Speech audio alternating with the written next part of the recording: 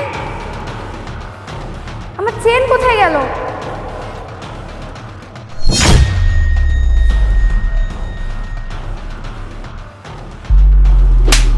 তুই নিছিস আমার চেন, দে আমার চেন ফেরত দে। না, আমি চেন নিইনি ম্যাডাম, আমি চেন নিই নাই। সেদিন তোর সাথে খারাপ ব্যবহার করেছিলাম, এই কারণে তুই আজ আমার চেন চুরি করলি?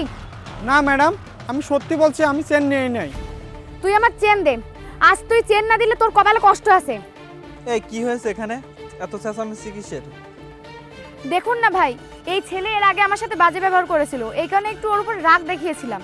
আজ আমি ইন্টারভিউ দিতে এসেছি, এখানে ক্লান্ত হয়ে ঘুমিয়ে গিয়েছিলাম, আর ও সেই সুযোগে আমার চেন চুরি করে নিয়েছে।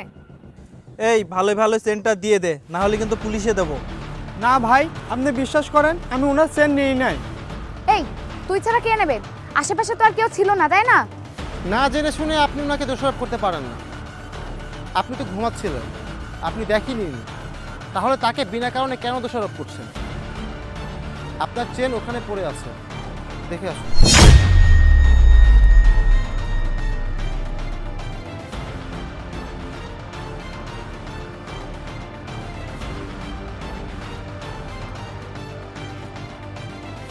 ধন্যবাদ ভাই, কিন্তু ওখানে চেন গেল কিভাবে?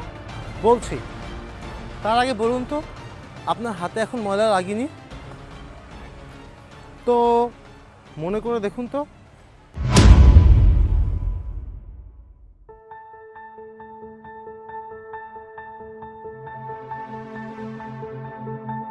ম্যাডাম, এখানে ময়লা ফেলবেন না, পাশে ডাস্টবিন আছে, ওখানে ময়লা ফেলুন, ওটা তুলে নেবেন।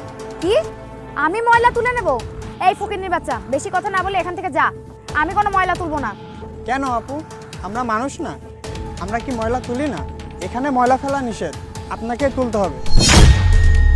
যত বড় মুখ নাই তত বড় কথা, যা এখান থেকে সর।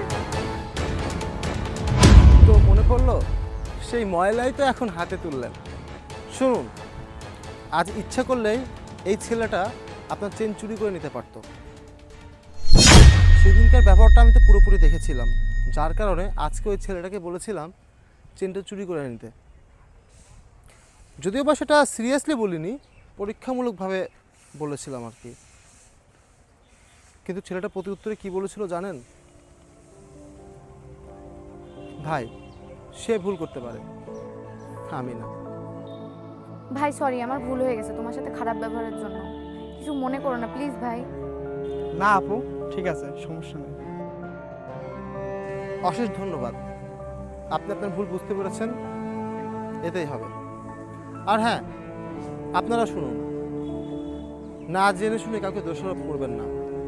আপনারাও তালে তাল না মিলিয়ে কে দোষী সেটা বিবেচনা না করে অপরাধীকে শনাক্ত করবেন না। আর একটু হলেই তো ছেলেটাকে ধরে মারতেন, সুযোগে তাল মিলাবেন না। ধন্যবাদ, আসি।